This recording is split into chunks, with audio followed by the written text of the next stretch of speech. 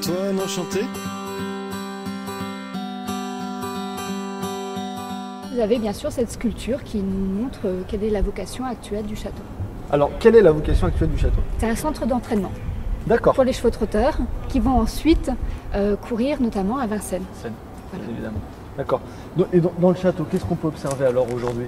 Alors, est-ce que le château a un dans le rapport avec les château, chevaux? Vous avez déjà une superbe architecture. Ouais. Qui nous ramène au XVIe siècle. Et puis ensuite, vous avez surtout un haut lieu de l'histoire de l'Empire.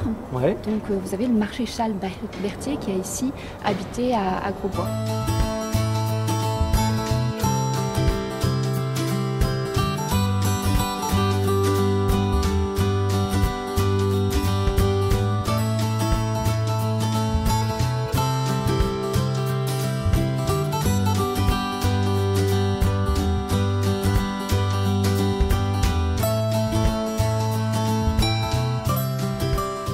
Un petit poker, Antoine? Si t'as 10 € à faire.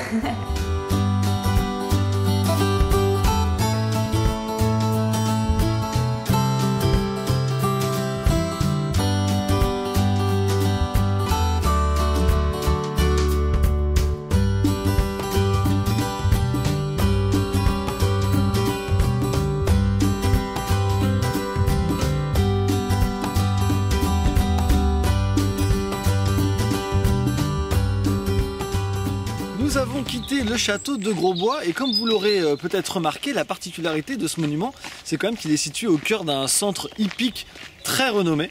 Et ce qui est assez marrant, Antoine, c'est que donc après les chevaux, on reste dans une thématique un peu animalière, puisque là nous allons aller visiter une ferme, un élevage d'ânesses.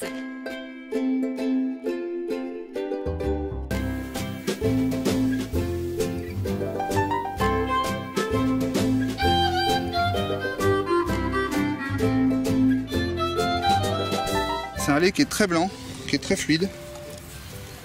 En fait, quand on voit que c'est pas du tout épais. Et il est vraiment très blanc. Ah, en effet, oui. Et vous verrez, c'est pas du tout gras.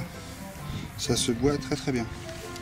Alors là, pour prendre un bain, Coraline, ça va être compliqué là. Bah ouais, il paraît que Cléopâtre utilisait le lait d'ânesse pour prendre des bains pour... Oui, mais Cléopâtre avait 700 ânesses. Mais Cléopâtre avait 700 ânesses et je n'ai pas 700 ânesses. Parce que 200 ml, là, il faudrait que tu sois mini-pouce là pour prendre un bain là-dedans. Bah ouais, c'est dommage, hein, j'aurais bien aimé.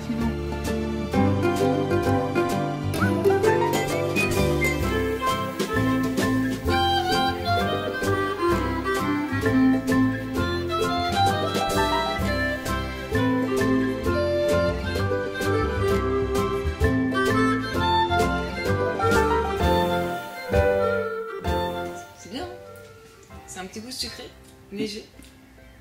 Non, on croirait pas que c'est du lait.